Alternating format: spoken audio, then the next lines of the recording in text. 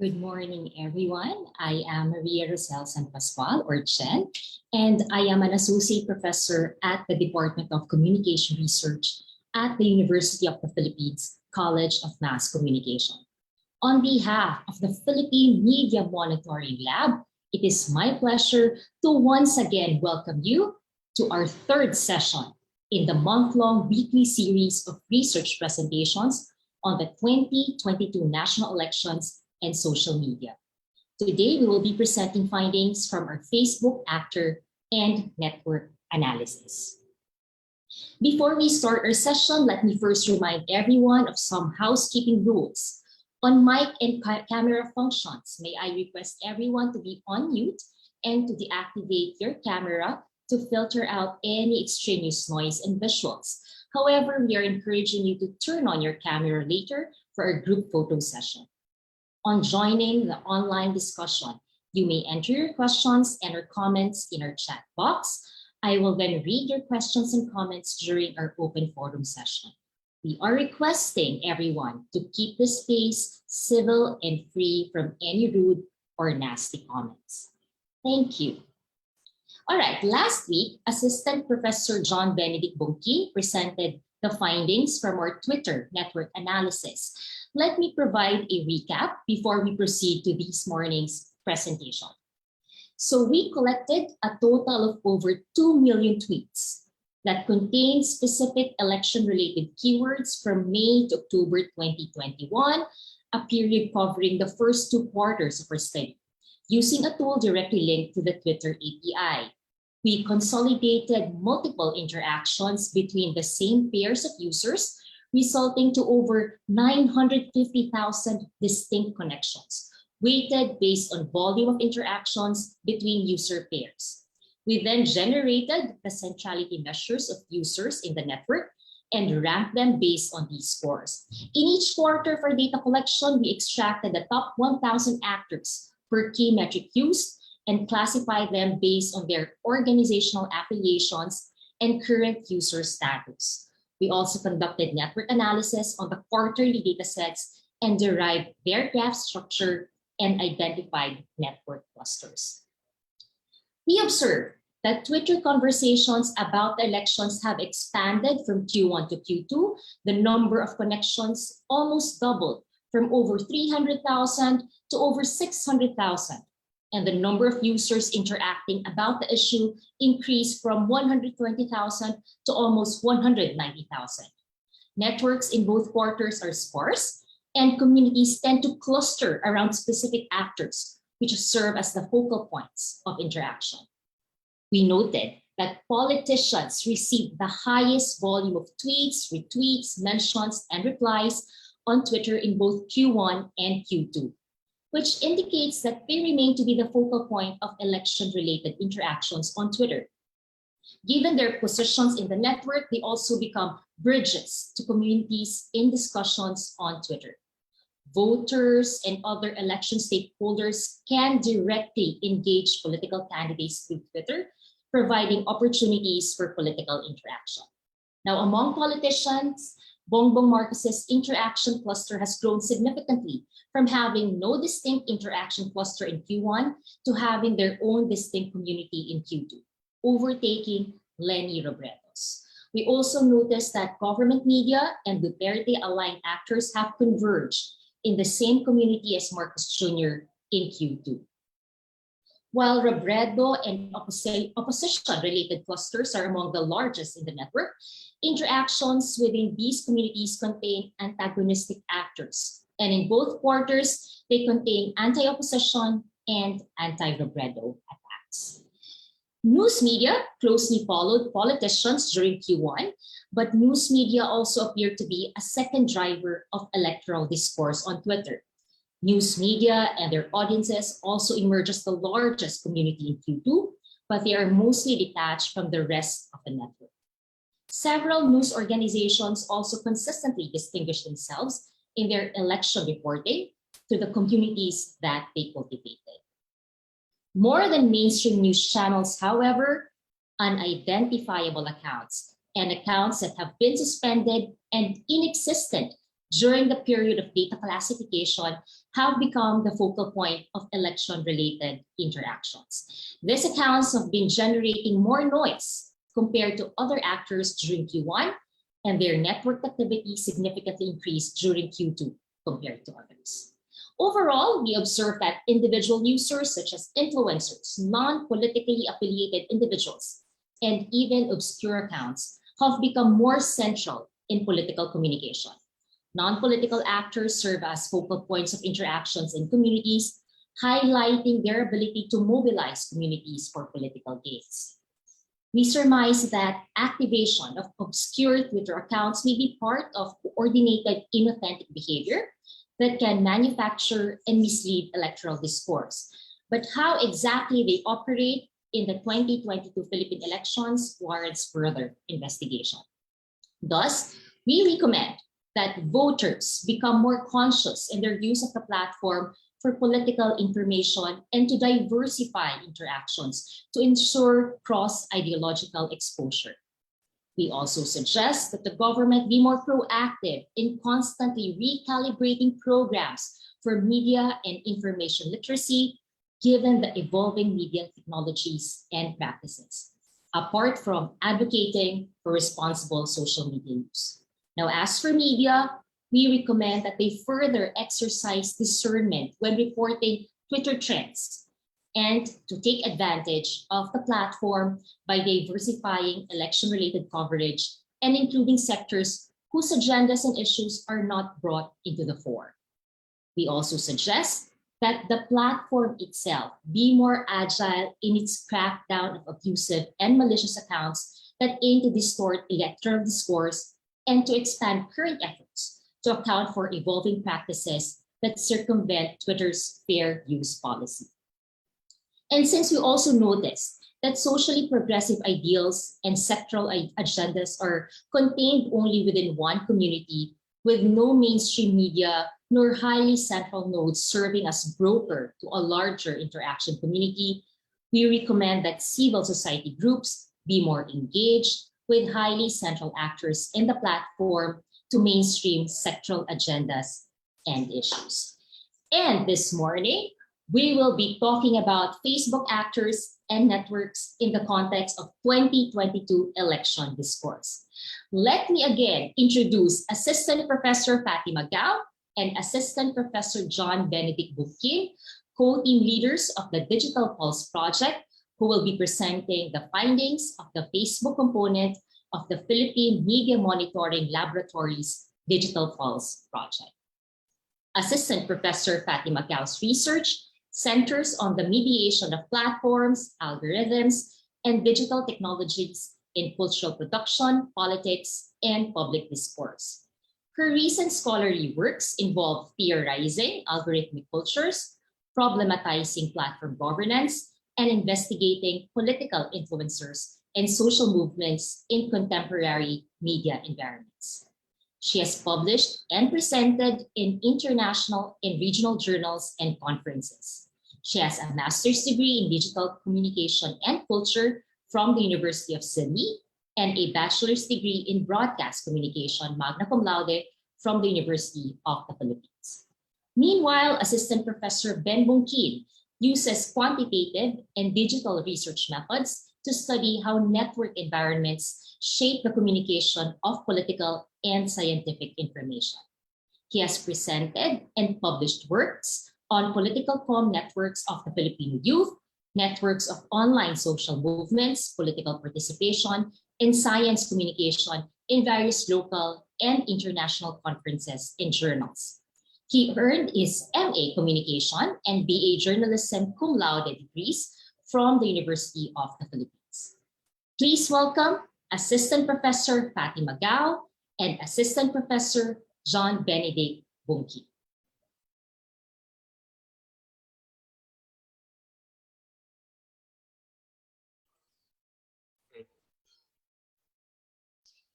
So again, we thank everyone for attending the third installment of our research presentation series on the 2022 Philippine election digital landscape.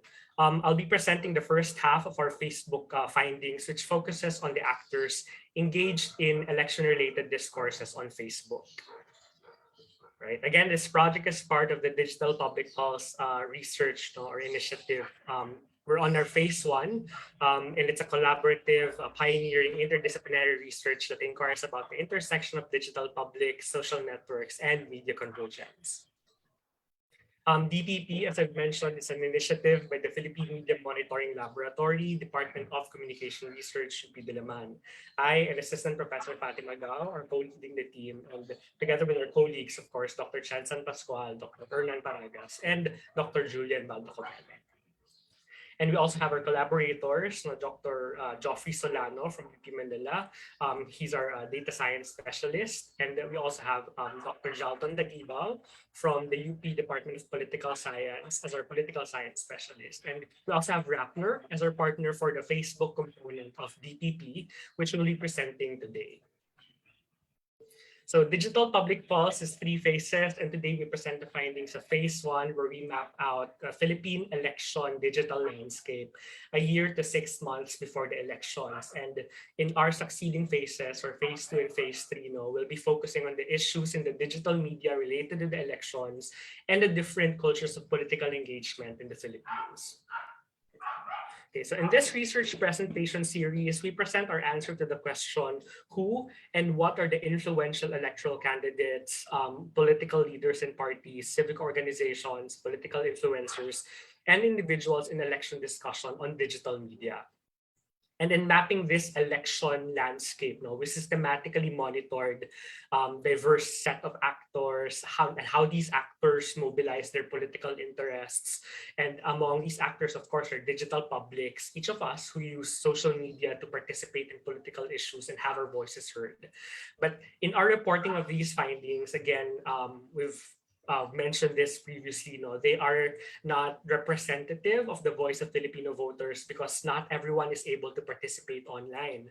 We also recognize that there are, non-human actors or entities present in digital spaces. There are also entities that are, not really part of the Filipino, citizenry, but were nonetheless included in the sample. So it's important to clarify this early on, so that and that the research really is interested more in understanding the capability of these different actors online to influence political conversations, regardless if they're politicians, voters, volunteers, trolls, and even bots or automated machines. And really, our investigation is focused on social relations between these actors that shape the political discourse. Digital public pulse is not a poll. It's not a survey of public opinion. It's not a survey of public preference regarding political candidates. All right. So today we discuss the election actors and networks on Facebook, considered as the biggest social media platform in the world. So locally, we have 83 million Filipino or users who are currently active in the platform, making it the most utilized platform in the country. Around 3 in every 4 Filipinos would have a Facebook account. And the public nature of Facebook, its penetration in Philippine society, and its affordances, its digital affordances that seek to facilitate discussions and interactions among its users, make Facebook a de facto public sphere. But it's also in this space where people are exposed to constructed social realities that are partial to their biases and prejudices based on the types of connections that we make in the platform, the mediation of these algorithms of Facebook, and programmatic marketing. So the use of Facebook in elections and politics is well documented by scholars. So there are various studies that have demonstrated really how actors take advantage of the platform for political gain. So for one, you have political actors who are able to reach audiences, to reach voters, influence their perspectives through the sharing algorithm of Facebook. We also have political actors who are able to build relationships, by directly engaging the public, and form what we call affective alliances, with different communities in the platform. And there's also evidence, in literature of coordinated inauthentic behavior and even the use of bots to manufacture opinions and manipulate audiences. They do this by boosting political stories, spreading content that reinforce people's existing political beliefs, and convince political fence sitters to take a side with regard to certain issues or events related to politics. And such behaviors are not just done by political candidates on Facebook.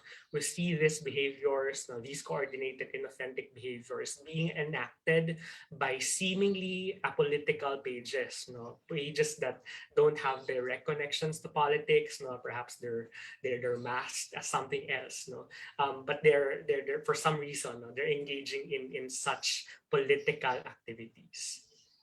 Okay. So shareability of content is one of the most important, what they call currencies in the platform. So it's through sharing wherein actors are able to really reach more audiences and even stick to audiences' news feeds. No? And this is because shares as a form of interaction is used by Facebook as a signal of relevance. No? And highly shared posts tend to stick at the top of news feeds. Um, Shares are also the primary form of distribution on Facebook. So aside from increasing the perceived relevance of a post, shares enable actors to reach more audiences, to spread the content or the agendas that they want to forward or to diffuse in the network. So our study was interested, in the networks that were formed as different accounts circulated election-related content on the platform through sharing. Okay? These accounts could be Facebook pages who represent individuals or organizations. They can also be Facebook public profiles, or these are individual users who have enabled their accounts to be followed publicly. They can also be groups, or spaces within the platform that contain users who interact and share content among each other. And in examining these networks, we investigated who are the sources of posts that are being shared or circulated in the platform, as well as the accounts that share the content elsewhere. We call these linkers. And we draw the patterns of connections emerging from the sharing interaction that takes place in this platform. So we do this first by generating and updating election-related keywords that will be used to locate posts relevant to the elections. Second, we collect information about shared Facebook posts and these accounts that are involved in sharing them using a tool called CrowdTangle. It's a tool from Facebook itself. And finally, we process the collected data and conduct network analysis to map the structure of the network, identify influential accounts, and analyze sharing communities. So we call these Facebook sharing election networks. All right, so now I present to you how the general structure of the Facebook sharing election networks look like. So as an overview of the whole network of users engaged in the sharing of content in the platform. So during quarter one, we're able to identify almost 38,000 Facebook pages, public accounts, and public groups sharing election-related content in the platform. And around 134,000 connections were made during this period. Again, via sharing of content, from one page to the next, or from one group to the next. And this network is not dense, which is characteristic really of large, complex networks. But as we see in the structure, we have a center that's segmented into different communities, indicated by the colors in this network graph. We also see two rings, looking like halos, around that cluster in the middle, extending into the fringes of the network. Okay. And we're able to identify 10 major clusters in the network, and these clusters comprise 72% of the whole network. In quarter 2, the network has expanded from 38,000 to 58,000, indicating the growing number of pages, public accounts, and public groups that talk about the election as we draw closer to May 2022. The number of connections also doubled. So more than 274,000 users more than 274,000 connections are engaged in the sharing of election-related content from one account to the next. And in terms of structure, our metrics indicate that the network is more consolidated, even if it's significantly larger than the first quarter network. So we're able to identify 6 major clusters, which comprise 3/4 of the whole network. So 75.27% of the whole network is actually just based on 6 clusters. Later in this presentation, we'll be taking a look at the specific communities that emerge from the network. For now, let's zoom in on the specific actors that are engaged in the sharing of content. So in the next few slides, we'll be talking about the different category of accounts that are central in conversations on Facebook. So given, again, the huge amount of users in the platform, we took a look at the top 1,000 accounts per key centrality metric that we used in the study. We classified them in this manner. So first, you have your mainstream news media, which include professional news organizations, journalists, reporters, columnists. And then you have entertainment media, which include mainstream entertainment media organizations, personalities, celebrities, and actors. We have politicians and government offices, and we include here immediate family members of politicians and people with direct involvement in a candidate's political campaign. We have civil society, which refer to NGOs, transnational organizations, activists, and other grassroots communities, and the people who declare themselves to be affiliated with these CSOs. We have other affiliations. So these are individuals and organizations outside of news media, government and politics, and civil society. So this would include your businesses and private sector, for example, and then schools. And we also identified influencers and content creators. These include bloggers, so micro celebrities, and other people who produce content on a regular basis or have attained micro celebrity status through social media. We also have categories for accounts native to Facebook or that you can only find on Facebook. So first, you have news and politics Facebook pages, which are pages that are predominantly sharing political content and political news. We have pages that are not predominantly sharing political content. We classify them as other types of Facebook pages. We also have categories for public Facebook profiles. And here we have unaffiliated users' Facebook profiles, which refer to accounts with publicly declared identifiable information such as their contact details or their links to other accounts. There's also a profile profile photo that you can easily discern and see. And on the flip side, we have accounts or users that are not really identifiable, contact details, there's no identifiable photos, no links to other accounts in their profiles. For groups, we categorize them as either political, which are really communities dedicated to supporting or criticizing political candidates, sometimes even political issues, like federalism, for example. There are groups dedicated to such type of political issue.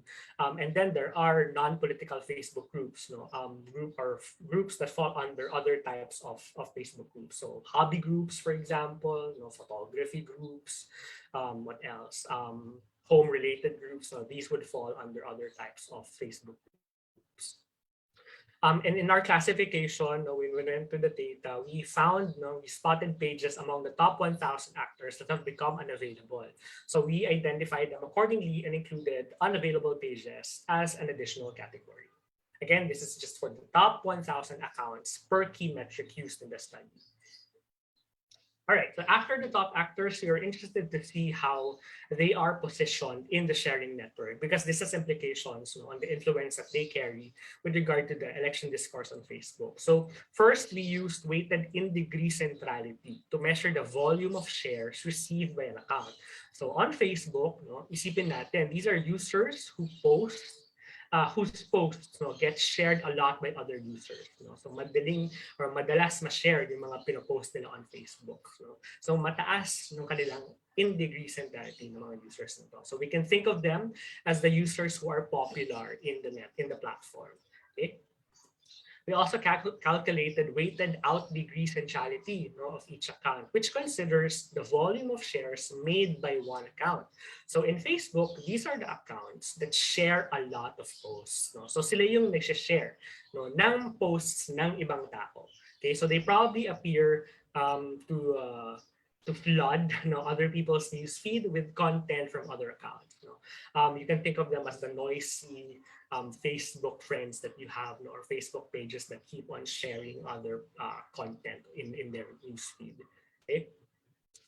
Third is betweenness centrality. So betweenness centrality, dito interested naman tayo to see how users are located between different sharing communities on Facebook. So visually, accounts with high betweenness centrality lie at the center of two or more communities. If you have one community that are sharing content amongst themselves, and another community sharing content among themselves within that user group, you have a person or an account that's common between these two communities, then chances are mataas yung kanyang betweenness centrality.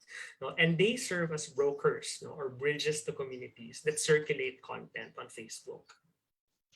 And then finally, we calculated page rank centrality. So using this measure, we can locate accounts whose posts get shared by popular accounts in the network. So sila yung mga tao or accounts na whose content gets shared by other accounts na sila din mismo mataas yung high in degree centrality. Okay, so we can think of them as the VIPs or very important people. Okay. So now, among the top 1,000 actors that we coded, we found that politicians have the highest average weighted in degree centrality for both quarters of data collection. So this means that politicians were the most popular type of users in Facebook, and their posts were shared a lot by other Facebook accounts. Following politicians, we see here are mainstream news media. Okay. It is notable, however, that there are other types of Facebook pages or non-political pages that follow mainstream news media during Q2. So they get the highest number of shares from other accounts as well, following mainstream news media. We also noticed here, as you can see from the graph, unavailable pages as the fourth type of account whose posts are highly shared by others in the platform.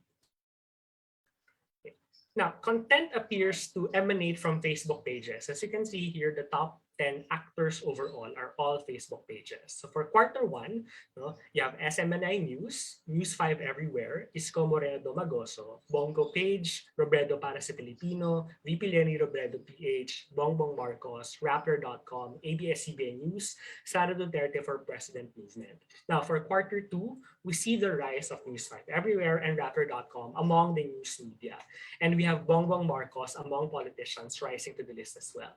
We also have the entry of new actors in the list, in the top 10 list, namely the Now del Norte Worldwide News Network, not News Network, Worldwide Network, okay, PBC on Fox, and Team Lenny Robredo.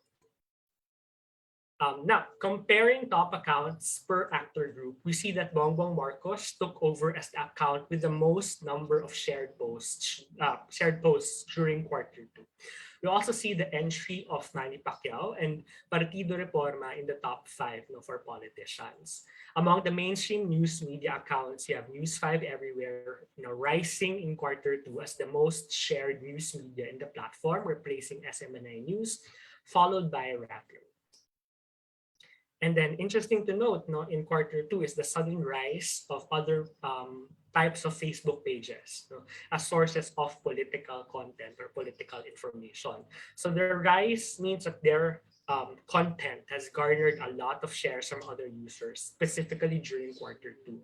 And as you can see here, our Q2 top actor list has completely replaced when we compare it to quarter one. So the Lanao del Norte Worldwide Network posts a mix of travel videos, memes, and some viral videos. If you're curious about, this top ranking Facebook page, and they also post content related to politics every now and then, no? Like Facebook reaction polls, no? Yung magpapareact ka based on the different candidates. So heart for this candidate, like for this candidate, and so on. Now, looking at weighted out degree centrality, we see Facebook political groups and mainstream news media being the highest sharers in the network. So this means that these types of accounts are the ones sharing a lot in the platform. They interact with multiple accounts and share content to their own groups. No? And as we can see in the graph, the rate of sharing by political Facebook groups, it's faster than the mainstream news media and actually everything else in this list. So who are the accounts sharing a lot of content? So the list is dominated by Facebook groups, no, as you can see here in the slide. No? For quarter one, we see groups related to Lenny Robredo dominating the top 10 list. We also see media organization News 5 Everywhere, Facebook groups named Protect the President Duterte, and Dr. Jack and General Parla, the Movement for Peace and Development Group, and another group named Task Force of Democracy and Human Rights Group. Now, for quarter two, we see new entities, no, in the list. No? So Lenny Robredo related groups are still present, but we see the rise of other accounts, namely, again, Lanao del Norte Worldwide Network, One FEU Community, Metro Manila Movement for Lenny Robredo, and Pro-Government. In both quarter one and quarter two, Lenny Robredo groups comprise the top political Facebook groups, sharing a lot of content. So this means that a lot of users are funneling content into the groups related to VP Lenny Robredo. Now, among mainstream news media, News 5 Everywhere topped the list for quarter one, but was overtaken by Rappler in quarter two. And these pages then are the ones who keep sharing content from others, perhaps as part of efforts to heighten visibility of news coverage. Now, how about those who serve as bridges in the network? So, sino itong mga to? So, average betweenness centrality scores show that in both quarter one and quarter two, political Facebook groups serve as the focal point of different communities circulating content in the network. We also see the rise of news and politics Facebook pages as linked to multiple communities that share what they post. Now, looking at the top actors, we have the following groups and pages that serve as bridges in the network during quarter one. So we have the top group named The Resistance, Filipino Dissenting Voices Against the Duterte Regime, Attorney Javi Calleja, Isang Bayan Official, Move.ph, Rappler.com, Cell.ph, Makabayan Coalition, Dr. Jack and General Parla, the Movement for Peace and Development, President Robredo at VP Kiko Pangilinan Tayo 2022, and Ron Sara Run for President.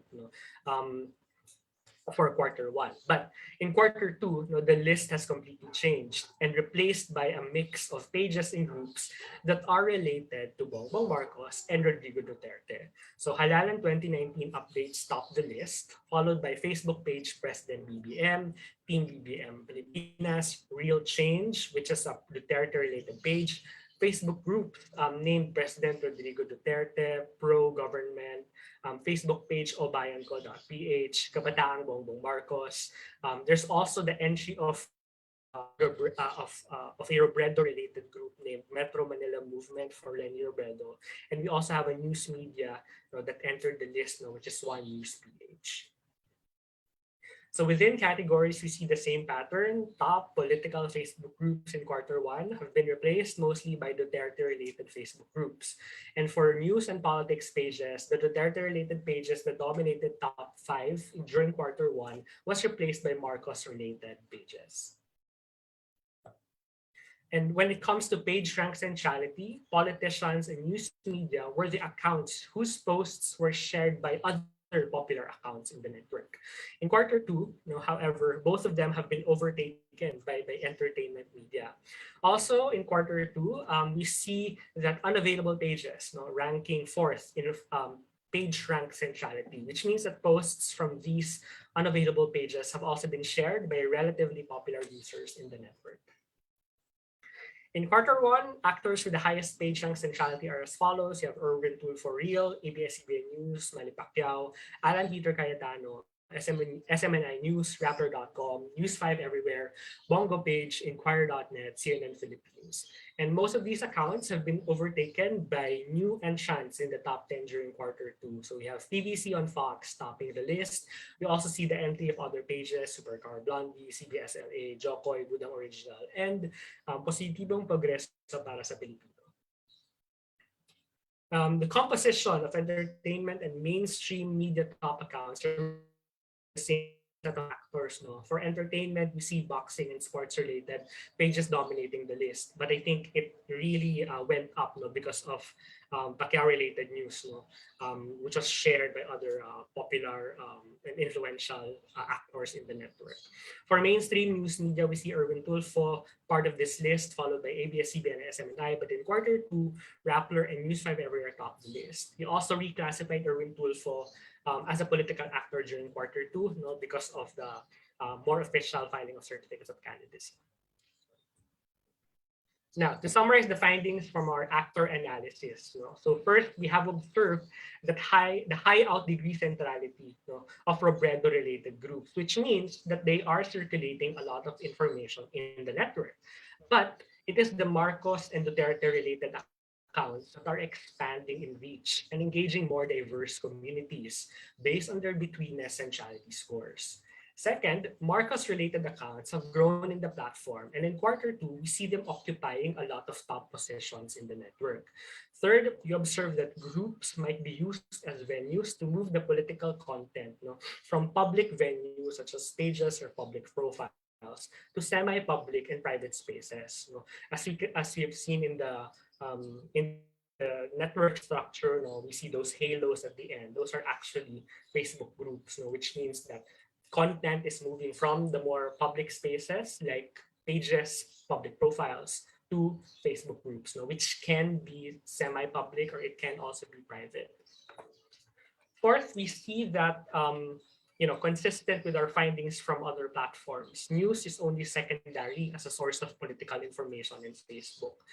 We also see the rise of non-political pages as linkers to political content and as sources of political information themselves. Finally, we observe the centrality of pages that have become unavailable during period of data collection. And our research team thinks that this warrants further examination on how exactly they are influencing election discourse on Facebook. So now I turn it over to Professor Gao to share her findings on sharing communities on Facebook. All right. Okay. So we now move on to actually locating the actors mentioned by Professor Bukin in the communities where the political content is circulating and cascaded through our cluster analysis. Next slide, please, Ben. Okay. So we have discussed various networks in our presentation the last couple of weeks, but on Facebook, we want to define a cluster, the cluster in terms of, what the communities are, because it's very different in nature versus Twitter and YouTube. So on Facebook, we define a cluster as a community of Facebook pages, profiles, and groups partaking in similar content sharing patterns. What this means is that, the top pages that are sources of information, not necessarily sharing each other's posts, but it's the other Facebook account in the community that are consistently sharing from the same set of Facebook accounts. So there's that behavioral pattern that's common, that is a shared characteristic of the group. So even if these actors do not have common ground, so they may not be talking about the same topic, or they are not similar in terms of their political affiliation, it is something that is emergent in the sharing behavior in terms of their clustering, and it's not something that is predetermined. So I want to discuss our the first network here. Next slide, Ben. Okay, so Men mentioned already that we have 10 clusters for quarter 1, and this is annotated here in our slide. I know it's quite small, so I'm going to read through an overview of our clusters. So the biggest cluster for Q1 is the Moreno-Ong aligned accounts and Facebook news and political pages. Then the next biggest cluster would be government and local media, as well as Facebook accounts aligned with Bongo, Sara Duterte, and Rodrigo Duterte. The third cluster would be news media and Robredo and One Sambayan aligned accounts. Fourth cluster would be Pacquiao aligned accounts and Facebook boxing pages. For the fifth community, we have government agencies, LGUs, and NGOs engaged in election activities such as voters' education campaigns and registration. For the sixth community, we have Lacson aligned accounts, some political bloggers, and Facebook selling pages. Seventh cluster would be the Marcos aligned accounts. And the eighth would be gaming influencers and pages and tabloid media.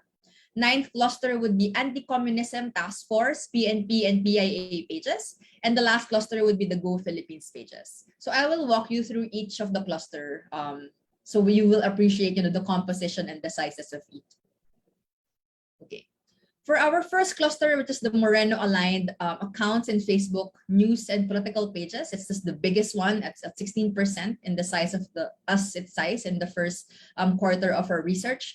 The top sources or pages of information or political content would be from Isko Moreno Dumagoso, Erwin Dude for Real, Doc Willie Ong Official, Alan Peter Cayetano, Doc Liza or Liza Ong, and all other Facebook news and political pages. Now, in terms of the communities or the groups actually sharing content from these pages, we have Moreno supporters. We assume these are Moreno supporters from the names of the groups, such as Puso ng Maynila, Isko Natix, Yorme Isko, Moreno Her President, 2022 Movement, and Doc Liza Ramoso Ong. We also have one group that is, I guess, a group for people living in San Jose del Monte, Bulacan. Now, in terms of the topic that they talk about, we use topic modeling here to identify the top keywords that is shared in this network. We have Moreno warning COVID protocol violators to be fearful of consequences, similar to the rhetoric of Duterte on law and order in relation to COVID. We also have Moreno stance on various issues such as West Philippine Sea, COVID-19 financial assistance or ayuda, and supporting Philippine athletes like EJ Obeda. Moreno also has some content in this cluster that is about his platform of cleaning up the government. Now, we call this cluster Moreno Ong because Willie Ong, his vice presidential tandem, is also salient in the network, but mostly it's not political in nature. What the content related to Willie Ong are mostly medical advice and tips for common ailments, probably as his role as a doctor.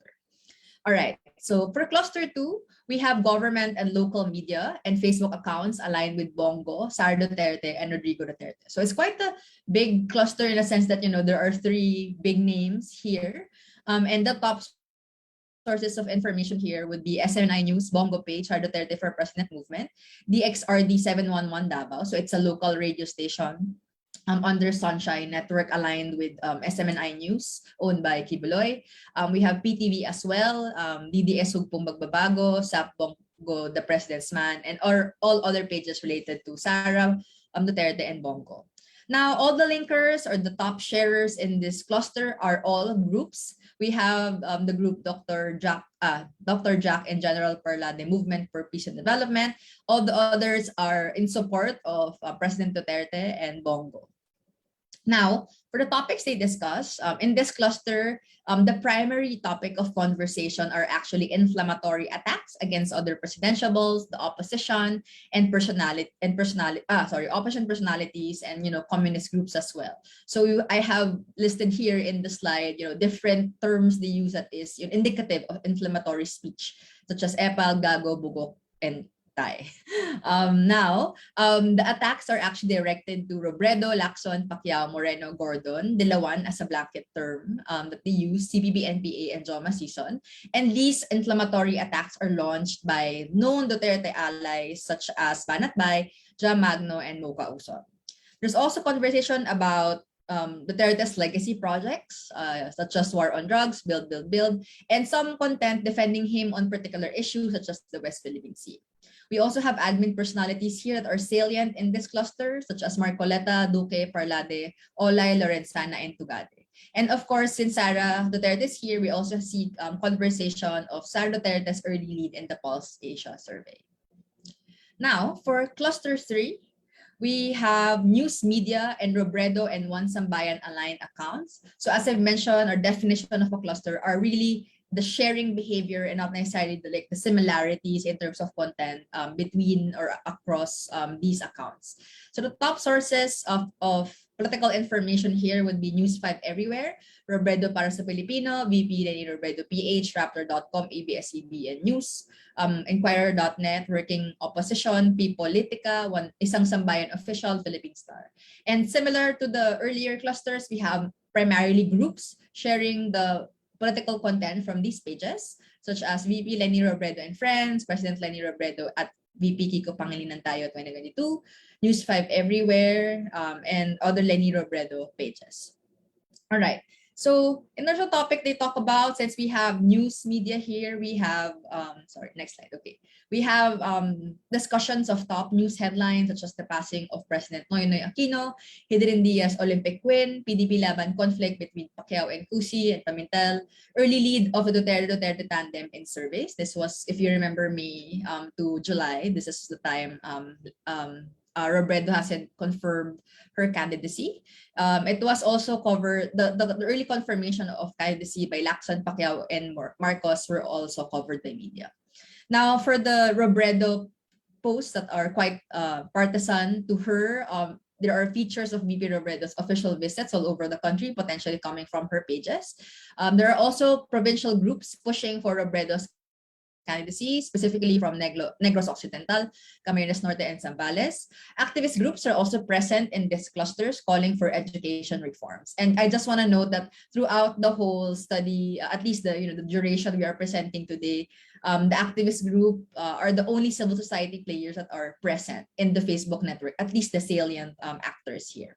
And also some criticisms of the Duterte admin issues, such as Spratlys Island and the jet ski issue, it emerged again, BFA, vaccination, troll farms, among others. Let's move on to the fourth cluster. This is 5%, so a big jump difference from the earlier 3 clusters. This is the Pacquiao aligned accounts and Facebook boxing pages. So top sources of political content would be the Pacquiao pages, mostly official pages and affiliate pages. We also have boxing pages here, such as People's Champ.org, which I assume is Pacquiao's related as well. Boxing, PH2, 19 Mac 85, etc. Now, all the sharers in this cluster are also groups, so boxing groups and overt, Manny Pacquiao for president groups as well. Notably, a similar page source and a group name would be Manny Pacquiao, a God-fearing leader. So the topics discussed in this cluster would be claims of Pacquiao's ability to be a viable candidate for the election, the ability to knock out specifically Sara Duterte and Lenny Robredo for presidency. We also see some defense of Pacquiao's side on the PDP Laban conflict, Pacquiao's fight with Errol Spence. This was also the time when he was about to have another fight.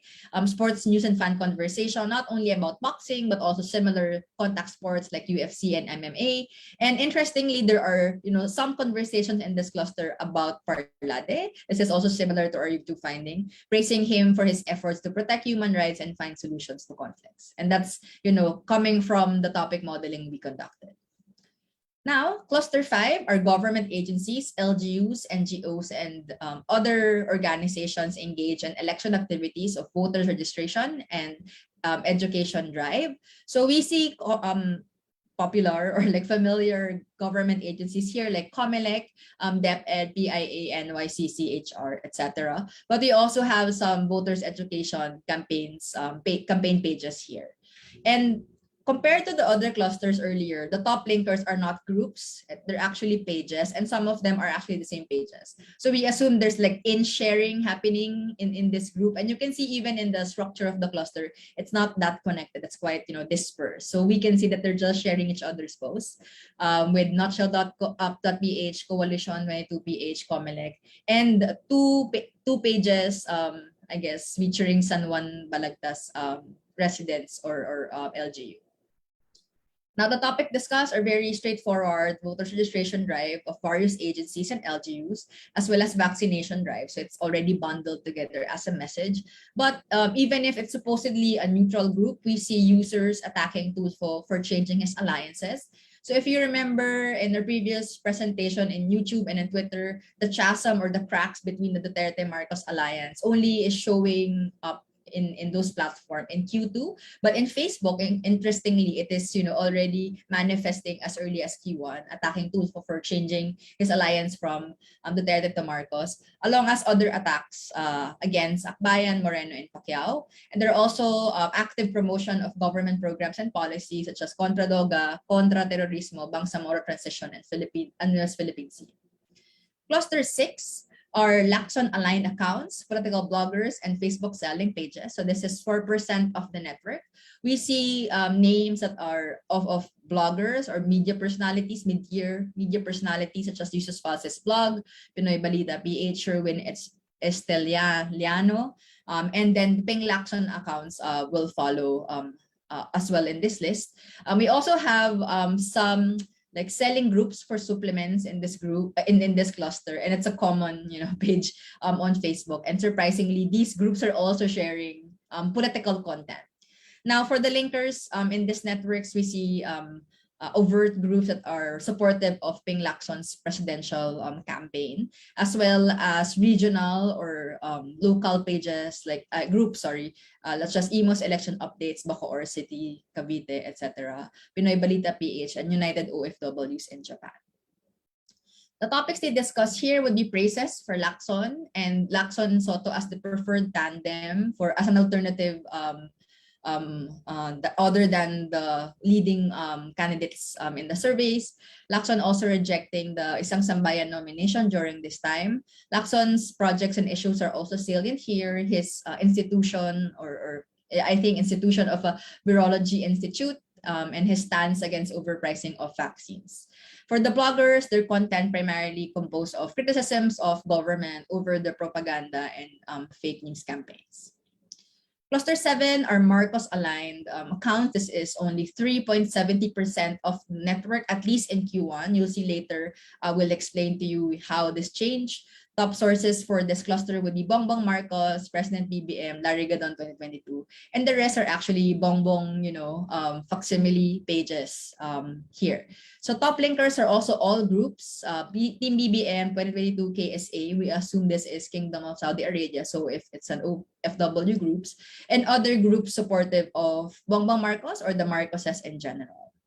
So the topics discussed in this cluster are, praising Bongbong as a visionary leader, as well as historical revisionist narratives, such as the Maharlika Nation, conspiratorial cover-up of the media against the Marcoses. There's also, terms like unheard truth here, aligned with the historical revisionist narratives across all other platforms, and the rationalization of martial law by its just policy by the Marcos administration back then. We also see anti-elite sentiment with keywords like elitista and nagaharing uri, possibly pertaining to their nemesis, the Aquinos, and of course the attacks against the Aquinos, Robredo, and other communist groups are also here. As I've mentioned, the chasm between the Duterte and Marcos alliance is already growing here. There's growing antagonism already in this small cluster against Duterte and PDP Laban, and there are appearances or saliency of other personalities or new allies of Marcos, such as Gadon, Roque, Marcoleta, Tulfo, among others. And other content include asking for volunteers and support for BBM, youth movements, and Marcos loyalists. Okay, come cluster 8, we have gaming influencers and pages and tabloid media. So these are gaming personalities in the gaming community, such as Magic Stone Gaming, Testa Gaming, Jomar Mercado, Bosmer, Angelog Gaming, Tito Chogs TV, and Jags Gaming. And then for the linkers for these communities, it's a mix of groups and pages with tabloid media Avante News, Support BH Streamers, which is a group, Radyo Tabloidista, Axie Infinity Scholarship. So Axie Infinity, I think, is an online game. And interestingly, you would suspect this not a political cluster per se, but there is also the emergence of Pacquiao supporter official. And when we actually look at the actual conversations in this cluster, seemingly a political group, It's actually political in nature because they are mostly Pacquiao supporters, and some of them are Moreno supporters as well. The cluster is used to amplify Pacquiao's outreach efforts for the pandemic, and it's used to respond to Pacquiao's detractors, namely Quiboloy, Singson, and Padilla. And there's also criticism of admin's inability to solve issues of the pandemic, primarily as we assume from the Pacquiao point of view. Now, for Cluster 9, which are Anti-Communist Task Force, which is NTFL-CAC, PNP, and PIA pages, they have their own community as well. Just a small community, 3.24, with top sources of NTFL-CAC, General Eleazar, PNP, PIO, PIA, and other PIA branches or agencies in the Philippines. And the top linkers are all PIA groups across the nation. So it's, again, in sharing of content. It's not necessarily spreading too far. Now, even if it says these are, again, government pages, we see some partisan content here, amplifying Bongo's project and appearances nationwide, such as Malasakit Centers and Ayudas. There's also attacks against Pacquiao and Robredo, Duterte legacy projects on health, education, and peace and order, and the promotion of PNP and AFP anti-insurgency activities. For cluster 10 now, this is the last cluster for Q1, we have Go Philippines pages. This is something that has emerged in media a few years back when, Go and then province name pages appeared all over Facebook. So they are still, a small community in this cluster. We have GoPhilippines.com, Go General Santos, Go Leyte, Go Davao, and another LGU official of Monmon Guico. The linkers are mixed with groups and pages, but mostly the same, or at least there's one provincial group sharing content from Go Philippines pages, because apparently the content they post are like local events and projects of LGUs. Other topics they talk about are national headlines, because Go Philippines is a media outlet in the way they label themselves, such as Idilins win, vaccine rollout, face shield policy, sovereignty defense against the ICC issue of Duterte. And even if it seems, again, not partisan, there are some user expressions of support for Moreno, Go, and Parlade. All right. So this Q1, we have 10 clusters, but I want to move on to Q2, and Ben already mentioned that, from 10 clusters, our algorithm of network analysis have identified just 6 in this quarter. Next, to give you an overview of these clusters, you see here, the biggest cluster would be news and media, and Facebook accounts aligned with Marcos, Sara Duterte, Bongo, and Rodrigo Duterte. Cluster 2 is Facebook accounts aligned with Moreno, Lacson, and some accounts aligned with Rodrigo Duterte. Cluster 3 is Pacquiao aligned accounts in Facebook boxing and gaming pages. Cluster 4 is news media and Robredo and isang sambayan aligned accounts. Cluster 5 is the same as last quarters of government, LGU, and NGO cluster. And the last new cluster here in Q2 would be the Vismin media accounts and groups and fan groups.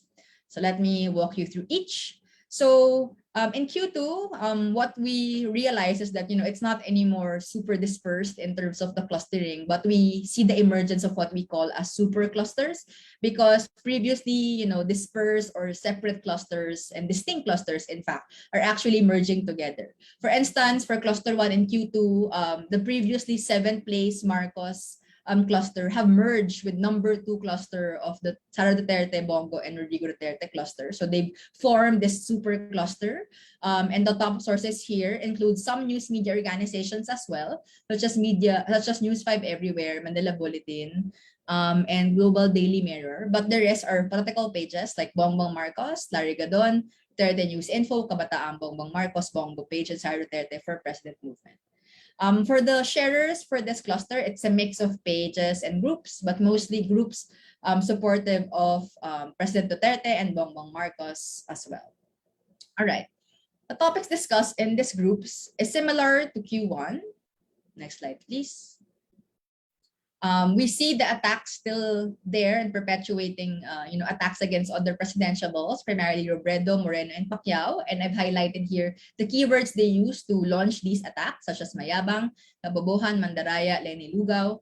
There's also some conversation making fun of the campaign color of Robredo with Anak ng Fuchsia hashtag. There are also conversation encouraging people to create their own survey. So apart from the official surveys, they are encouraged to have their informal surveys in their network. are interesting regional support for Marcos here, expression of support from Cebuanos, and there are also expression of support for Duterte, Bongo, and Sara Duterte that are not necessarily regional specific. We remember in the earlier cluster of Bongbong Marcos, we see anti-elite sentiment. Now, when he merged in this cluster, we see anti-media sentiment, implying that mainstream media have a bias in their coverage of the election. And there are also amplification of local and regional media outlets such as Bombo Radyo, Radyo ng Masa, Abante, Radyo Palawenyo, and online engagement such as Tony Talks on YouTube. Cluster 2, we have Facebook accounts aligned with Moreno, Lacson, and some Rodrigo Duterte accounts. So this is another super cluster in a sense that, well, the Moreno account, is now number 2 from being number 1, but it merged with the Lacson community earlier. We see here top sources is Co Moreno Domagoso, Positibong Progreso para sa Pilipino, Halalan 92, sa PCSO Go Tayo, but Partido Reforma, which is Lacson's political party, Alan Peter Cayetano, Ping Lacson supporters, and other kinds of pages. We also have pala Erwin Tulfo here in this cluster.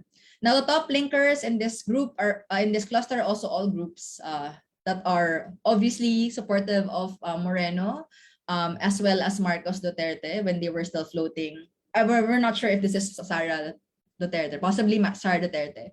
And we have Ping Lacson President Movement here as well. So it's a mix. Even if it's Moreno and Lacson's community, we see supporters of Marcos Duterte seeping through in this community.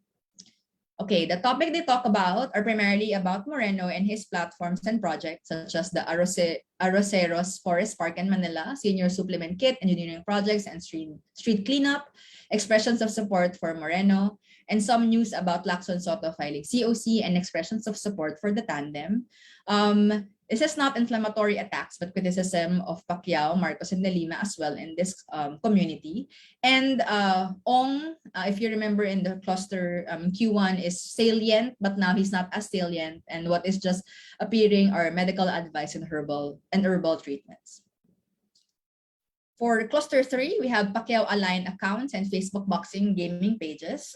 We consider this as another super cluster in a sense that it merged with another smaller community in Q1, which is the gaming community, separate in Q1, but now merged with Pacquiao's community.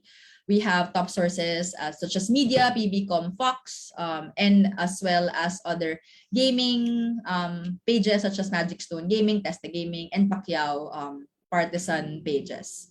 Now, all the linkers in the group are in the cluster are groups with Manny Pacquiao for President Movement. Actually, all of these are Manny Pacquiao supporters, as well as boxing groups in the Philippines. Topics actually are not necessarily political, primarily because this is the time Pacquiao announced his retirement from boxing. So it's a big global news. It's a top salient topic here. We also have Pacquiao as the confirmed standard bearer of the Pimentel PDP Laban wing. Criticisms versus Duterte, Go, Moreno, Marcos, and Trillanes, and fans of Pacquiao from sports and gaming communities. Next cluster would be cluster 4, news media and Robredo and Isang Sambayan aligned accounts. So unlike the first 3 clusters, which actually became super clusters by merging with smaller communities, the cluster of news media and Robredo remained steady or didn't grow as much. Perhaps it grew in size, but it is not really diversifying. So top sources here would be Rappler.com, Robredo para sa Pilipino, Team Lenny Robredo, ABS-CBN News, Inquirer.net, VP Lenny Robredo, other Lenny Robredo pages, and media. Now, top linkers in this cluster would be Lenny Robredo groups and supporters, primarily, all of them, in fact. Okay, for the topics discussed in this cluster, we have voter registration extension and filing of COCs, ICC investigation against Duterte, the formally expose, and other issues of the Duterte admin. So these are the news media conversations. For the Robredo content, we also see community mobilization of Robredo supporters, particularly in Camarines Sur, criticisms and antipathy against Duterte, Marcos, and admin personalities. So De La Rosa and Panela was mentioned in this community.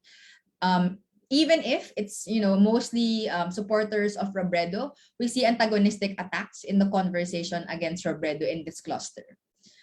We also have other topics such as the Eraser Heads reunion promised to be held when Robredo confirms her candidacy, remembering Pinoy, and university voters registration drive. Fifth cluster is actually the same: government agencies, LGUs, and NGOs engaged in voters registration and education. But we see new pages here such as SM Supermalls or Ayala Malls, because these are, I think, either the voters registration sites or the vaccination sites. And the linkers are also the linkers are also mix of groups and pages here. Okay, sige. For the topics, these are again the same things: registration drives and universities and malls, voters education campaigns. But what increased in its saliency in this community there are more webinars, podcasts, and town halls about the election, and some other government agency projects such as DOH and TESTA. And there are also some news in this cluster, such as Senate investigation formally, Pacquiao's defeat versus your Dennis. Tama ba yung pronunciation? And local COC filing. There are also, since it's a government, initiated or government-led community, we also see some conversation thanking Duterte for the pandemic financial aid. Now, the last cluster for Q2 is the Vismin media accounts and groups and fan communities. So we see here Lanao del Norte Worldwide Network as the top source of information. Then Bombo Radio Calibo, BNF Cotabato, BNB Online, BNB News Online Public Affairs. So this is Bangsamoro, and other Bangsamoro and Mindanao media outlets.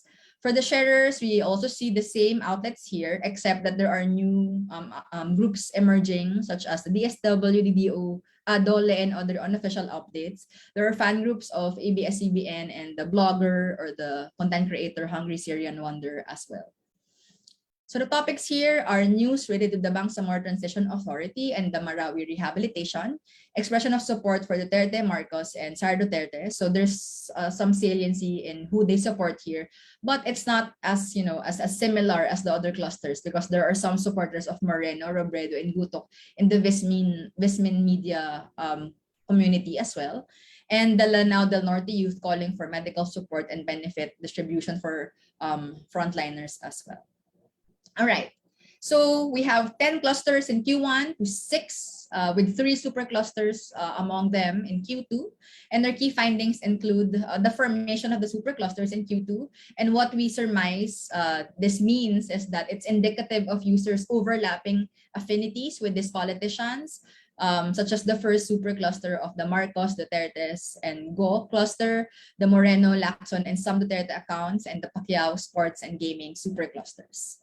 Now, we see the Robredo in isang Sambayan account sharing the cluster with news media in both Q1 and Q2.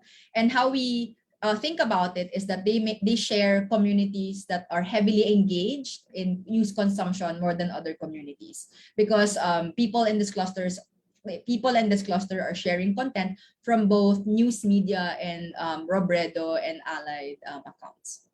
For the third finding, we see Facebook pages, accounts, and groups aligned with Duterte overlap across multiple clusters. So we see that even if there's a super cluster with Duterte in it, there are sprinkles or portions of Duterte supporters across the network.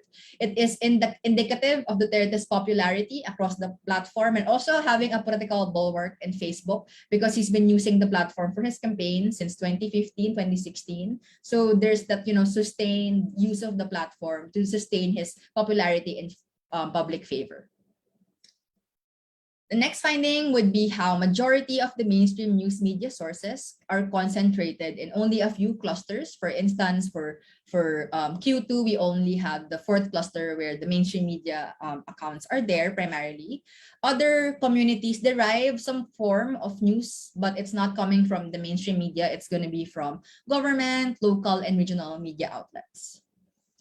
Next would be the supercluster of government and local media. Marcos, Duterte's, and Gos are not actually necessarily, promoting Duterte, Marcos, and Go as their primary content, but they operate negative inflammatory campaigns primarily, and speech against other competition in the presidential run, opposition, and media as well.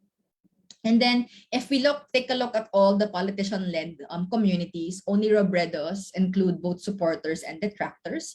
This means that there are antagonistic actors sharing news content about Robredo, but it has, a negative caption, or they might be directly engaging with her negatively through her partisan pages and posts.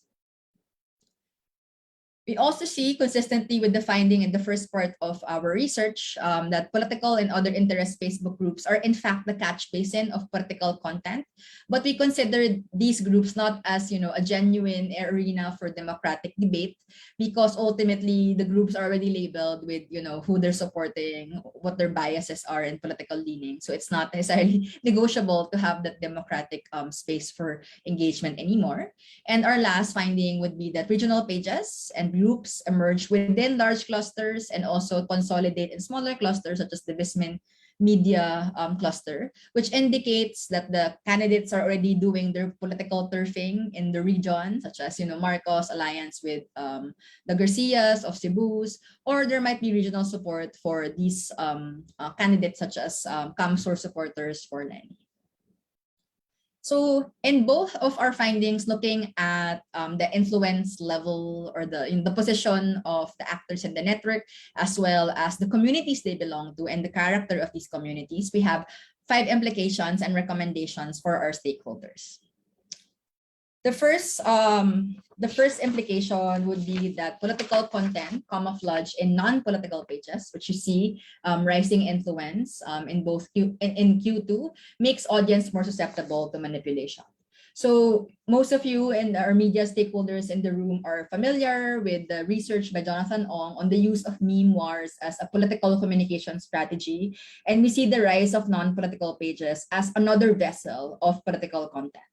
Political ideas and messages are packaged in genres outside of news or political commentary, such as entertainment and gaming. And these kinds of, non-political content in non-political pages are targeted to an unassuming audience who did not expect to be targeted with, political communication.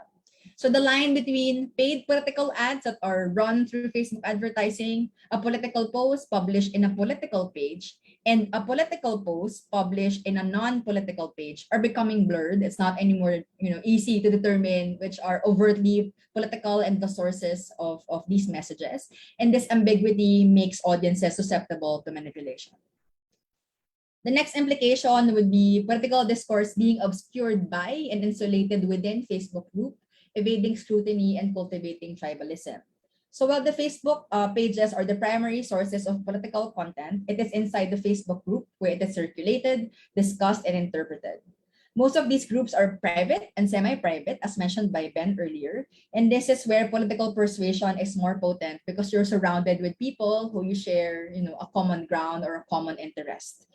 We argue that these groups have operated also as underground political outreach, given that the pandemic is still here and there's limitation with, doing political outreach physically. And this is there's a possibility that regular campaign activities might be going on within these groups, but we don't have a way to see them because it's hidden and it's beneath the visible surface of Facebook. And what this means essentially is that it's impossible for them to be regulated, and they might be a breeding ground for hyper-partisan citizen movements. All right. The next implication would be how political actors with deep social capital across Facebook, the Facebook public sphere, harness exponential political gains. We actually think that the official, campaign period may start next month, but the political campaigns for some of the actors here in the network have been started and, grown years back. And they have invested in building their ecosystem in Facebook already. And that kind of ecosystem, because of its longevity, can withstand regulation if Facebook, identified accounts to be taken down because there's a lot and they have invested so much already. It is it is really able to withstand content moderation and even investigation by journalists because it's so deeply rooted in the platform. That social capital embodied in thousands of pages, accounts, and groups enable push-button political activation. Whenever a politician is criticized in the media, for instance, they can automatically launch counter discourse campaigns, or they can mobilize members of the Facebook groups they've cultivated through the years to amplify their own campaigns. So this bedrock of political apparatus and Facebook cannot be undone overnight because it's been going on perhaps since 2015, 2016, and they continue to undermine any semblance of equal opportunity for campaigning on the platform. Okay, next implication would be how identity-based politics are ingrained in the social formations on Facebook, such as pages and groups. And this kind of, this narrow identity-based politics can restrict issue-based dialogue. So we have seen regional pages, politicians, supporter groups, and other interest communities as a manifestation of identity defining one's politics, even if perhaps you're a member of this community, but you don't agree that social identity is so strong that you are more likely to be persuaded. And what this means when these spaces are identity based, we don't see any space, or we don't have the language to engage in more open-ended discussion about social issues, or even collectively deliberate on public interest in the face of a national election. So the election has again been reduced to a battle between personalities and politicians, and not about the priorities and issues that matter to the public. We are in a democracy, and looking at our data now na ang dami nag-uusap about the election, it seems like democracy is thriving on the platform on Facebook because of all of these election talk. But we argue that it's actually not a functioning productive space for democracy because it's already set in stone and there's no more space for convincing and persuasion. And the last implication would be about the platform, about Facebook. And we've seen it's indicative in our data that perhaps, Facebook is actually taking down accounts because we have unavailable pages potentially assumed to be suspended by Facebook for inauthentic coordinated behavior. But what we argue is that before they were taken out of the platform, they have already gained high circulation for their content on Facebook, and they have done their deed after they've been, even before they've been removed from the platform. So these Facebook takedowns of inauthentic coordinated behavior might be too late in minimizing the social harm it is inflicting and averting political damage. And we even assert that this kind of takedown is quite too little in effectively deterring abusive behavior in the platform. In election year, the consequences of unregulated manipulative operations are quite irreversible, and we urge the platforms to act on this soon.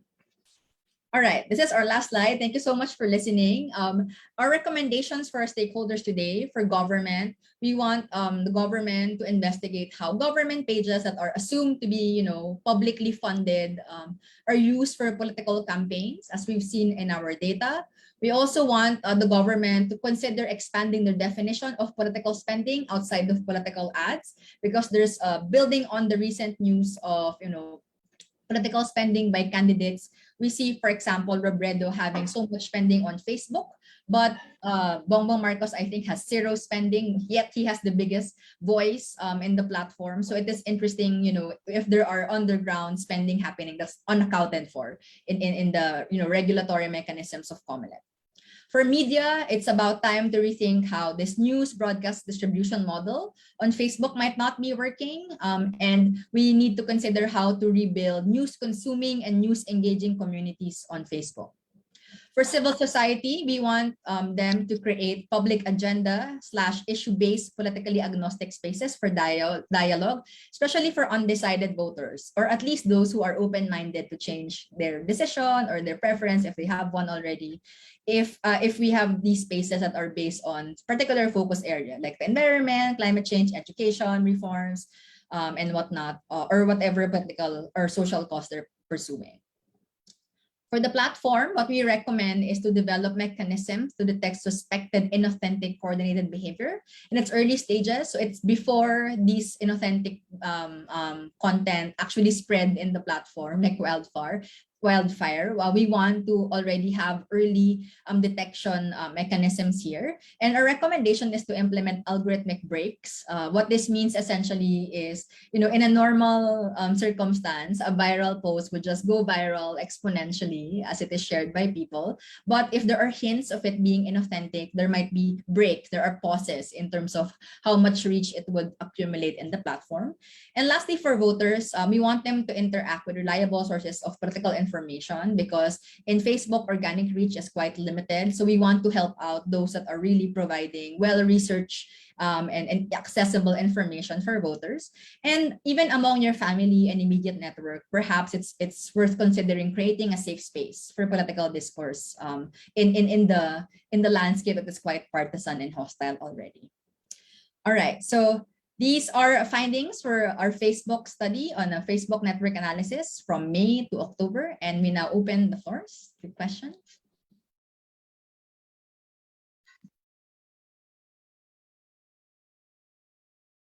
Thank you, Fatima. Thank you, Ben. A virtual round of applause for them, please. Before we start our open forum, we would like to acknowledge and, of course, thank the presence of our colleagues and friends from the media, government, civil society, and the academe. Our UP Diliman Chancellor, Chancellor Fidel Nemenso, is also here with us. Magandang umaga. So, we are now opening the session for questions and comments from our guests. I will read the questions posted in our chat box. Some have been directly messaged. But if you have other questions, further comments, please feel free to post them in our chat box. Okay, first, from Benito San Victores Jr. Good morning. How did change in the group's names affect the cluster analysis? I just want to clarify the question. Are the changing of the group names you're referring to are related to the recent news about meme pages being changed to a political page? Is that what you're asking? Just want to clarify. Yes, ma'am. Correct, ma'am. I don't know how to answer this. So we collected our data way back. In fact, we do it monthly to be able to capture the changes happening within the month, and also retain what is the record so far from May. If this page says if this is their page name, then you would have captured it through our data. I don't know, Ben, if it's possible that the unavailable pages, are they the ones that changed their name? I'm unsure.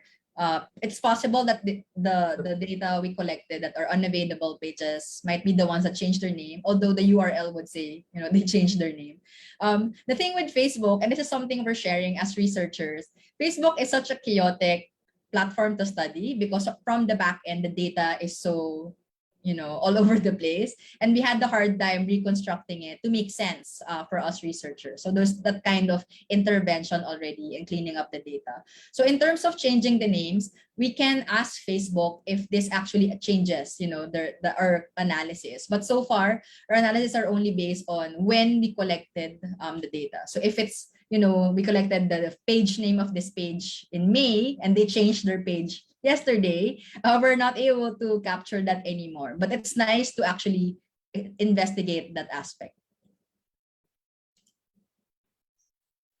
Okay, next question. This one was directly messaged.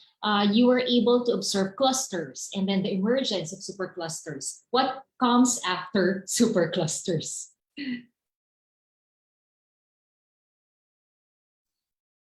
Right. So, well, right now, kasi these superclusters are defined by the joining together of clusters that we initially identified in cluster one. So, are we seeing larger clusters emerging after these ones? I think the design of Facebook may not really be able to accommodate like half of the network or half of the whole sharing network just belonging in one cluster, no? Because that means that everyone or almost everyone would be interacting in the network. So siguro for now, we can't really say that there will be a next step, primarily because the design of Facebook is really geared towards the development of specific communities, no, specific interaction communities. No, siguro may threshold yan na parang up to this point lang talaga magiging isang cluster, no, yung isang super cluster, yung multiple smaller clusters, no. But I'm not really sure yet if there's a next step, no, after super clusters. Thank you. We have a suggestion from Ms. Louise Sebastian. Are you submitting this study to Facebook? It would be good to see their reaction to the findings. Thank you, Louis. All right, another question. This one has something to do with being in the same cluster. So belonging in the same cluster does not necessarily make you allies, as we have seen in the cluster of VP Robredo. So can you tell us more about this pattern and why it seems only to appear in VP Robredo's cluster? So as we mentioned earlier, the way we define cluster and how the behavior in the platform manifests also is to that sharing patterns. So in the context I guess in the situation of cluster 4 and Q2 of the news media and VP Lenny Robredo, we mentioned earlier that there is this common sharing pattern. Perhaps high news consuming audiences are in fact supporters or at least interacting with the pages of VP Lenny Robredo and her ally. So there's that pattern of similarity. There's of course we can categorically say that the Robredo supporters are also fans of news. We can it's a signal to that, but we can categorically say, because again we are not representing all pages here. In fact, the nature of Facebook is like half of it is a private network. I don't know, for most of you, of course some of you here are media reporters and publics, media personalities as well, so perhaps your profile is semi-public, people can follow you. But for many people on Facebook, a lot of their profiles are private. And that's something we can't see because it's data privacy. So we can't really say it's a general characteristic of Robredo supporters. But there's that pattern of similarly sharing from both news and Robredo pages. Okay, I have a series of questions directly messaged from our friends from media. First, what are the dangers of the use of government FB sites in favor of incumbents running for office? What can be done to avoid this?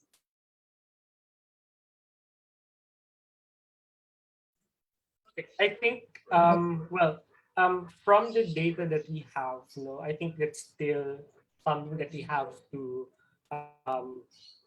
provide evidence on. How exactly are government pages being used to promote or to advert our campaign, or to be used in a political campaign. But definitely, I think Fatima mentioned this. If we see actual evidence that these platforms, publicly funded platforms or publicly funded pages and agencies, are operating in favor of a specific political candidate, that it kind of it's unfair for other players.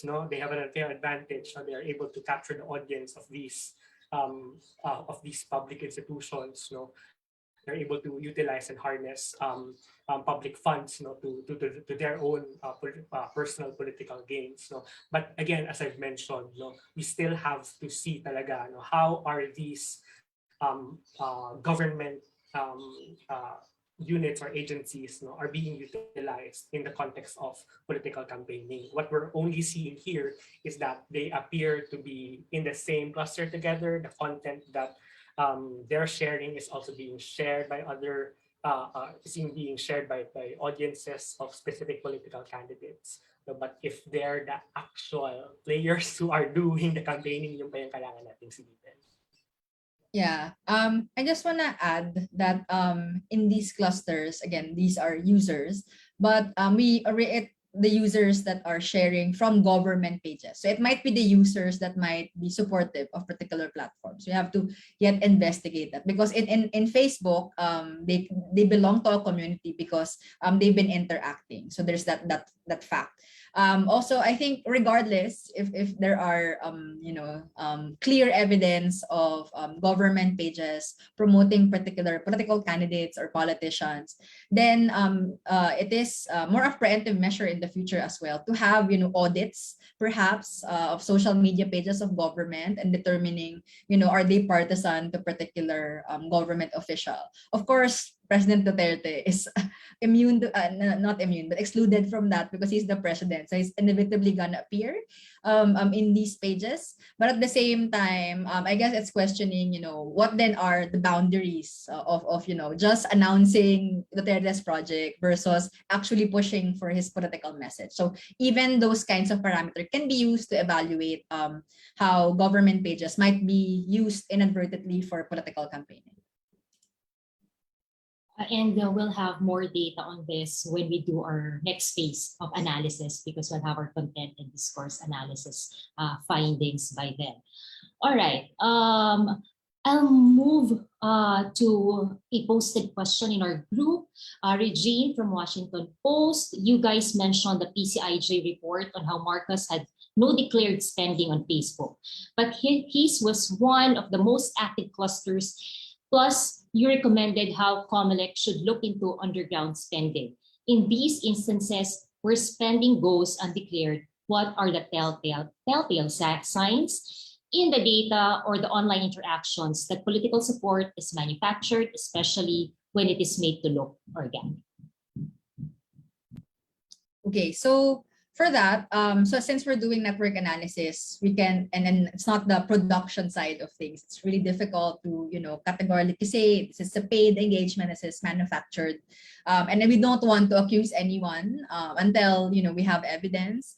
But for now, I think the sudden surge is quite questionable or something to investigate further, because you see the Marcos cluster is 7th place. It's very small, 3% of the network in Q1, and all of a sudden it just catapulted to #1, merging with the Duterte and Go cluster. So there's that possibility that there are more movements, and is it is it proportional to what you expect organic movements will do and then will result to. So even if there are paid or manufactured efforts, it's possible that some of them are organic. And I think it's always in constant conversation when you launch paid or under the radar campaigns. It's possible that people might think of it as political popularity, and they'll be encouraged to actually voice out their own political preference as well. So it's a chicken and egg problem. But what we would recommend as a further investigation would be to investigate further the patterns of posting, the patterns of behavior of Marcos related or supportive channel, because that might reveal that they are in fact coordinated, they are in fact paid for. But until then, we can't say, but there are those signs already. Yeah, I agree. It's really looking at the phenomenon from a coordination perspective. How are these similar posts on similar pages working together? How much time does it take? From one similar post to be posted? By the next stage? And any patterns of linkages emerging from all of these pages? So to directly answer the question, I think those are really your telltale signs when political opinion or popularity in the platform is being manufactured. Okay, we have time for 2 more questions. I'll read another directly messaged one. But I suppose actually answering this question would entail findings from our phases 2 and 3. Pero just the same, kasi na-post siya, how can news media redesign its use of Facebook? What are your recommendations?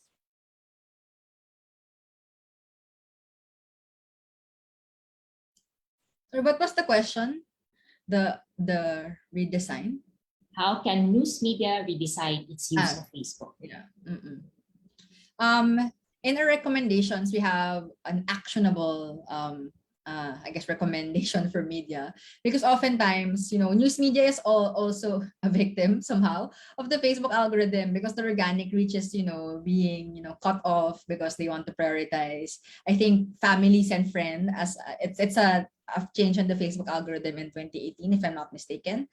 So even the readership, viewership, or audience of news media on Facebook is dwindling. So it's not anymore perhaps pushing for content, but it's about building communities, building relationship, and encouraging that news is still something that you can trust. In the era of post-truth, where it's difficult to know who to trust, who to rely on, perhaps it's about time that we build more human relationship with our audience. Of course, that's a different approach. Perhaps it's not going to be journalists who will be doing that. Maybe another group or another department in the newsroom, or in the news organization or corporation. But definitely, it's not enough to just push content. There has to be a conversation there. Yeah.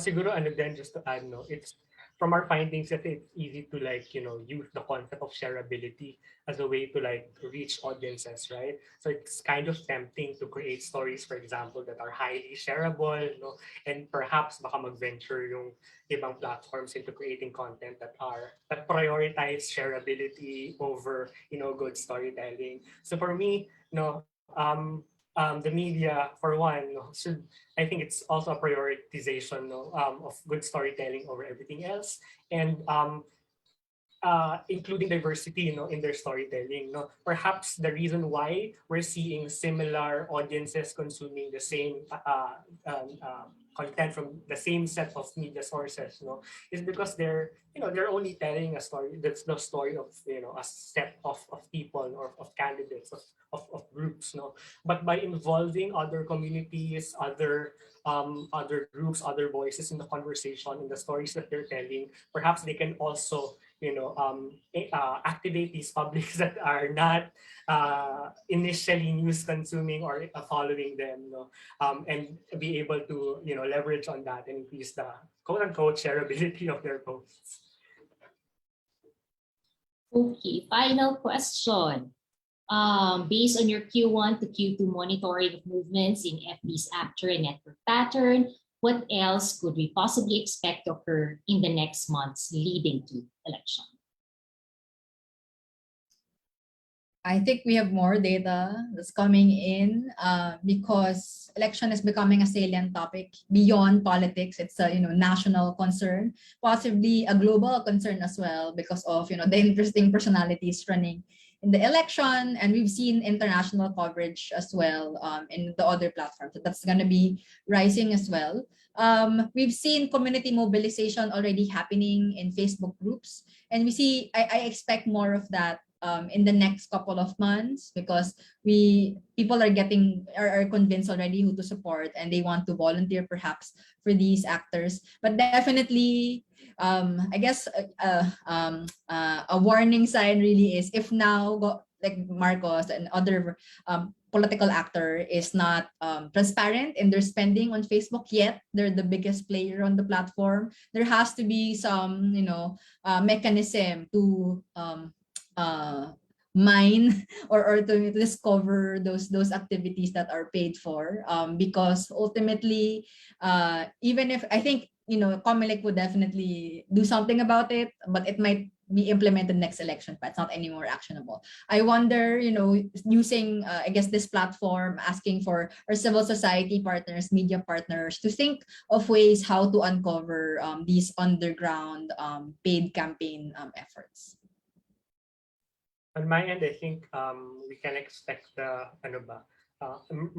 practices, no, emerging practices when it comes to under the radar campaigning. No, we've seen some already when we classify the actors. No, kanina nga na-mention ni Fatima, no, non-political pages sharing political content. No, so we can expect to see more creative, quote unquote creative, no, practices when it comes to influencing and even gaming the algorithm essentially of Facebook to their political favor. Sorry, sabi ko final na, pero I just have to read her question because she posted a question last week tapos hindi ko nabasa. So now, babasahin ko yung question naman niya for Facebook. From Eli Bayani, considering that the act of taking down the FB pages have done their damage and that we are now feeling the effects, what else can we call for platforms such as FB to do to make the democratic practice more functional and open? Would early detection of inauthentic behavior actually be enough? Well, literature would suggest that really, come up with early warning systems, when it comes to all of these inauthentic coordinated behaviors. So it's really the platform becoming more innovative in the way they take down these accounts. But as I've mentioned, there are instances where in a medyo too late na, and then there are practices that go under the radar and go unnoticed by Facebook because strategies are also becoming smarter and they're able to circumvent the rules of Facebook. So yun yung kailangan sigurong bantayan din. Paano din kaya mag-evolve yung practices na ito. So although it's difficult, pero it's being one step ahead of all of these malevolent actors or malicious actors who aim really to skew public opinion in the platform. Yeah. For me, it's about prevention and not anymore about reaction because the early warning system is a preventative, I guess it's midway, preventative and reactive, but at the same time, still, it's going on. There has to be some sort of criteria that already indicate that might be, a shady account being formed or a community being formed in this part of Facebook. So it's really prevention first. And this is my my issue as a researcher in a developing world. There are blanket Facebook policy of what election misinformation or election abusive behavior might count, but it might be not nuanced to the context of the Philippines. And literature and Filipino researchers have shown that the tactics are getting more sophisticated, and perhaps the more general policies, the more general mechanisms of Facebook catching these inauthentic and manipulative efforts might be just scraping the surface even. So I think there has to be adjustment. This is more of like a categorical call for platforms to really focus on what's happening in the global south, what's happening in the developing world, because even if Facebook is based in the US, its policies primarily respond to the beck and call of developed nation. It is a developing nation who are really damaged in the long term here. All right, thank you, Fatima and Ben. Our team has also uploaded our press release and handout for our Facebook actor and network analysis. Before I ask Ben and Fatima for some final words to wrap up our morning's event, may I request everyone, if you can, please turn on your camera so that we can take a group photo. Si Ben ulit ang ating photographer.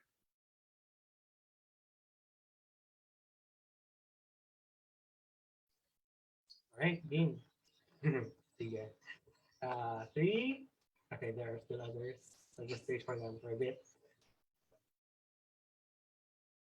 Okay, game. 3, 2, 1. All right. There.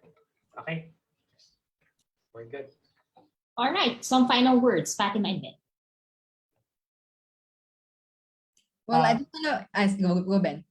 Sige, inisip ko lang kasi we're on our third installment. So I think we're seeing some patterns here, consistent across all of the platforms. So I hope really that the series and presentation series that we did, we're able to open up at least the minds of voters, halimbawa, when it comes to the different practices, that may have been unnoticed before, na hindi nila napapansin, na under the radar na kasi. So sana na-expose man lang sila sa ganong klaseng practices on YouTube, Twitter, on Facebook. And the next week, really, we're going to do a deep dive, on all of these practices, common and different or unique to each platform. And hopefully that would shed some more light on how to become better decision makers come election period. For me, I'm inviting everybody to attend next week's session on the cross-platform analysis of our findings, because looking at each platform, it has specificities, unique things that are happening on Facebook, Twitter, and YouTube, but there are also similarities. And we are seeing, campaigns launch on Facebook, but there are different strategies pala elsewhere. So we want to have that macro look at these trends and patterns and see, perhaps we can deconstruct. Perhaps there's a bigger strategy here by the Marcoses, by Duterte, by Robredo, for instance, that is not apparent yet. And perhaps lesson also for civil society. If you want your voices to be counted, you have to be a part of the conversation as a more active actors, and you can pick up lessons from here. So inviting everybody to next week's event. We are opening the event to everybody, so you are free to invite your colleagues and other people you think might benefit and might find the findings of the study useful as citizens of the Philippines who care for our democracy. All right, that's it. Thank you to our colleagues and friends for participating in the third session in our month-long weekly series of research presentations on the 2022 national elections in social media. We hope that you join us again next Wednesday, February 2, 10 a.m., as we wrap up our month-long series when we present the findings from our cross-platform analysis. Keep well and stay safe from the Philippine Media Monitoring Laboratory. Maraming salamat at magandang umaga. See you next Wednesday.